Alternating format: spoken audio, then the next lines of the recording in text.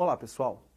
No módulo que vocês vão assistir agora, a gente vai trabalhar um dos maiores terrores dos vestibulandos, um dos maiores terrores dos alunos, um dos maiores terrores das pessoas que escrevem língua portuguesa, a colocação do acento grave indicativo do fenômeno linguístico da crase. Eu botei aqui o título. Nós vamos trabalhar regras gerais, são duas regras gerais distintas, ok? E vai haver momento para cada uma, tanto que eu estou falando da regra geral 1, e ainda vamos trabalhar com exceções. Toda boa regra tem que ter uma ou algumas exceções. Tudo pronto? Vamos à obra, vamos começar agora. Então agora a gente pode começar com a regra geral número 1. Lembrem-se, eu vou trabalhar o geral.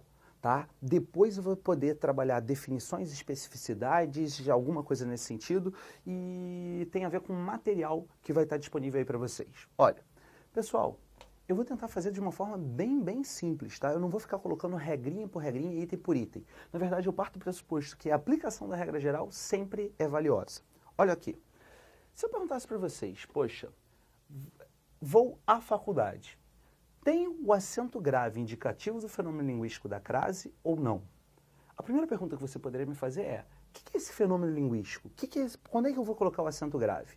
E aí, numa teorização, eu quero que você saiba que a crase ocorre toda vez que eu tenho o encontro, a justaposição, a superposição de duas vogais A. Que vogais A são essas? Uma preposição e um artigo definido A. Quando eu tenho um A mais um A associados, eu vou ter o A com acento grave, indicando esse fenômeno da crase. Quando é que esse fenômeno acontece? Pessoal, olha aqui, ainda não respondi, tá? A primeira coisa que eu tenho que ver, e eu quero que vocês vejam cada um desses detalhes, cada uma dessas três condições aqui, para verificar se eu preciso ou não da crase. A primeira coisa que eu tenho que verificar é se existe a necessidade da preposição a. Então, vou botar aqui, ó, primeira condição. Preposição a obrigatória. Senhores, para que palavra ali da frase de cima, para que vocábulo da frase de cima, eu tenho que olhar para ver se a preposição a é obrigatória? É para o verbo ou para o substantivo nesse caso?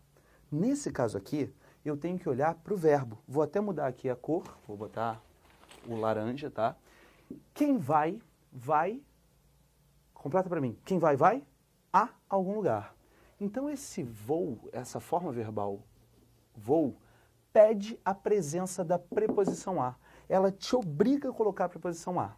Ao mesmo tempo, agora eu vou ter que olhar para a segunda condição, para, no caso, a palavra faculdade.